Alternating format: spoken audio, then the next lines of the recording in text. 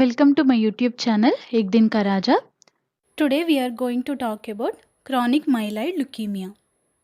Myeloid leukemia is a clonal hematopoietic neoplasm characterized by BCR-ABL fusion, which results in the formation of Philadelphia chromosome. Chronic myeloid leukemia is a myeloproliferative neoplasm, which is characterized by granulocytic proliferation. It is otherwise called chronic myelogenous leukemia or chronic granulocytic leukemia. You can mention it as chronic myelogenous leukemia, BCR-ABL positive, Philadelphia chromosome positive, or translocation 922. Same with the chronic granulocytic leukemia, BCR-ABL positive or Philadelphia positive or translocation 922. Hematopoietic stem cell is thought to be the cell of origin for chronic myeloid leukemia. Males are more commonly affected than females. The incidence is very less, 1 to 2 cases per 1 lakh population. Although etiology is unknown, increased incidence is seen in atomic bomb survivors. So radiation exposure thought to be implicated.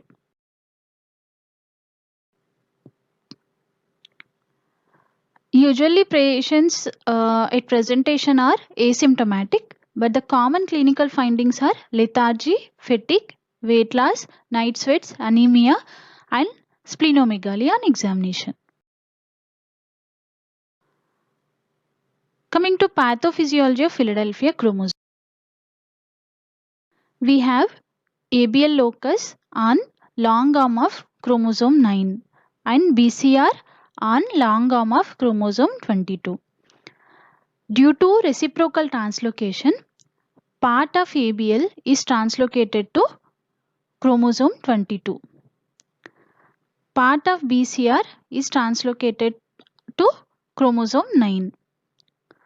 The resulting BCR-ABL fusion transcript on chromosome 22 will have tyrosine kinase activity. This chromosome 22, which is shortened, is called Philadelphia chromosome. So based on the site of breakpoint in the chromosome 22, phenotype of the disease varies.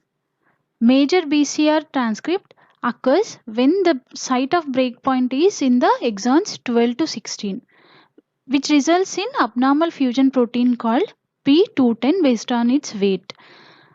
So most of the CML cases belongs to this category. Minor BCR when the breakpoint is in the exons 1 to 2, which results in short fusion protein called P190. This type is associated with Philadelphia positive acute lymphoblastic leukemia and monocytosis. Because of monocytosis in these type of cases, we may get confused it with chronic myelomonocytic leukemia.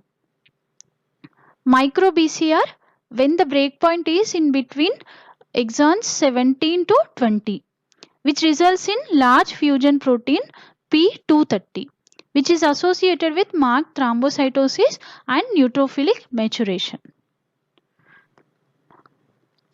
Gross examination of spleen reveals solid with uniform bright red color and light colored regions which indicate areas of infarction.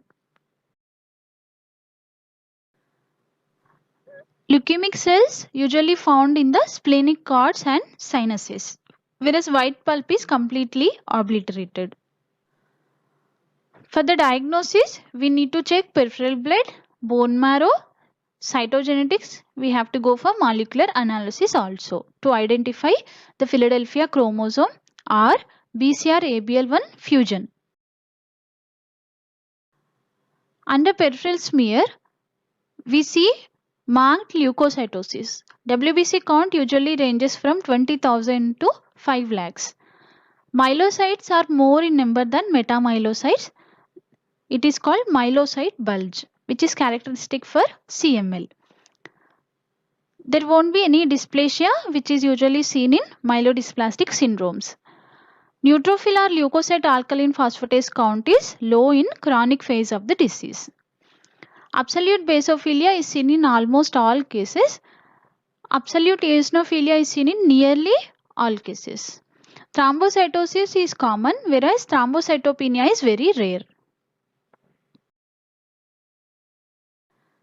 This photomicrograph, you can see that the WBC count is raised. Higher power view to demonstrate that the myeloid precursors are more than the mature neutrophils. Absolute basophilia is common, so you can see these are the basophils. These are the blasts, which are usually less than 10% in chronic phase of CML.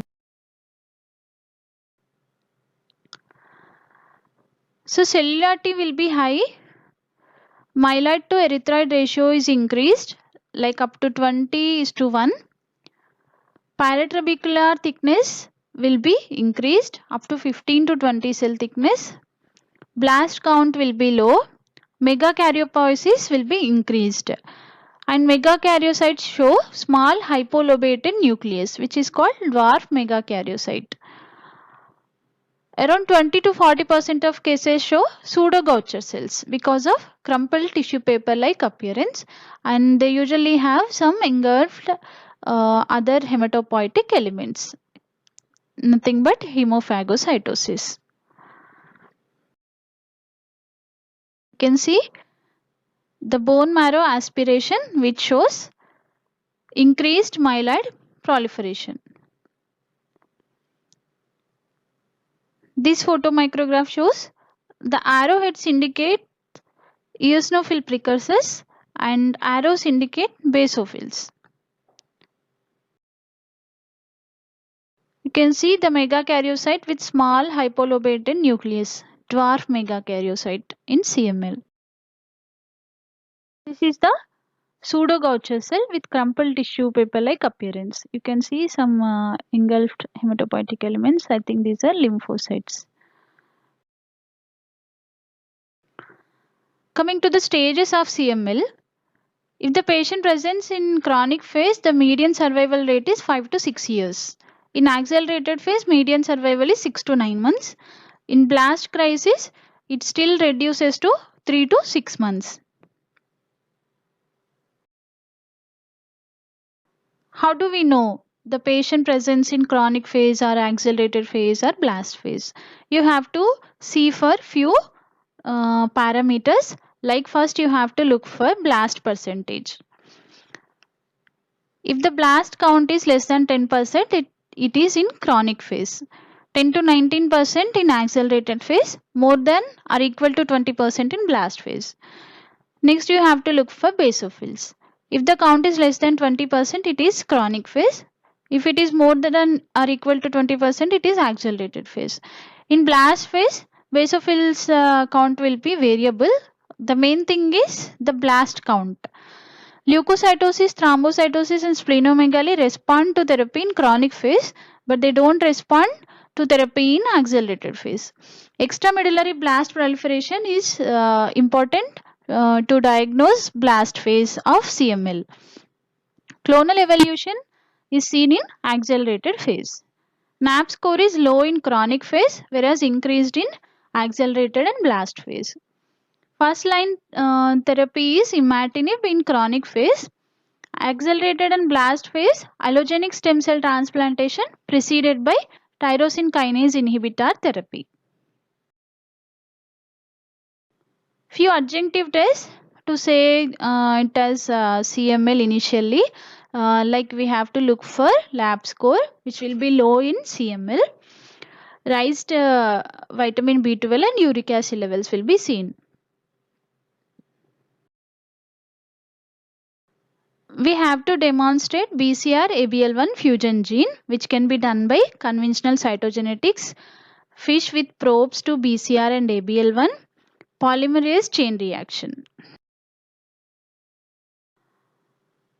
Coming to the differential diagnosis, first you have to rule out leukemioid reaction. A typical CML where Philadelphia chromosome will be negative. chronic neutrophilic leukemia, chronic myelomonocytic leukemia, cellular phase of myelofibrosis.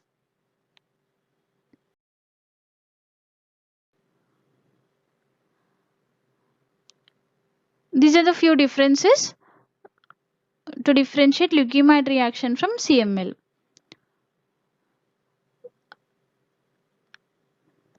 Leukemia reaction, we see symptoms related to underlying condition.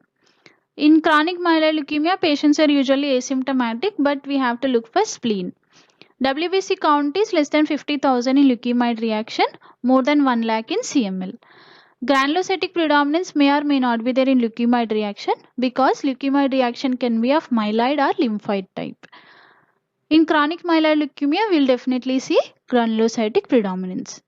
Myelocyte bulge is common in chronic myeloid leukemia. Toxic granules and cytoplasmic vacuoles are seen in leukemia reaction. Absolute eosinophilia and basophilia are seen in chronic myeloid leukemia. Bone marrow examination, in leukemia reaction we see myeloid hyperplasia, whereas in CML we see trilineage hyperplasia with increased megakaryopoiesis and dwarf megakaryocytes. Reticular fibrosis is absent in leukemia reaction. It is mild in CML.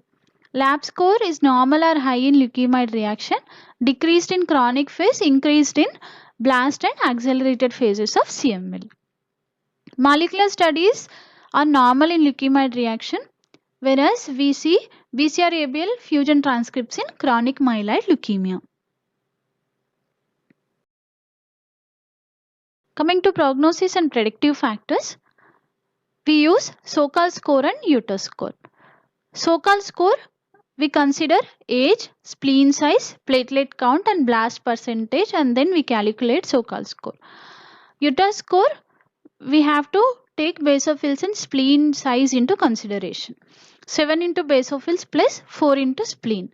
If the score is less than 87%, then the patient will have low risk. If the score is more than 87, then the patient will have high risk.